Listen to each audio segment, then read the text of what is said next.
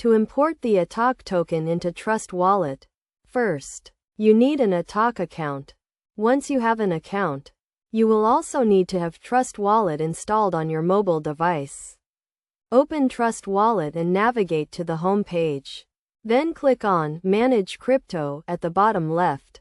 Ensure that the BNB Smart Chain is enabled by clicking the gray switch to the right, which should turn green. After enabling it, go back and click on Manage Crypto again. Then click the plus icon at the top right.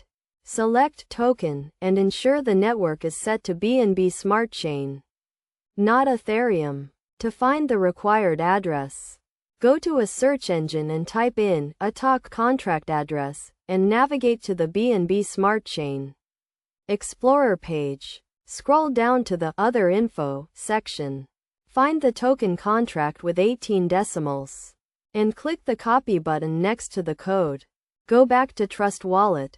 Paste the address into the address bar, and the name, symbol, and decimals should auto-complete. Once you have successfully imported the token, to receive it from your Atok app, click on Receive in the middle of the screen.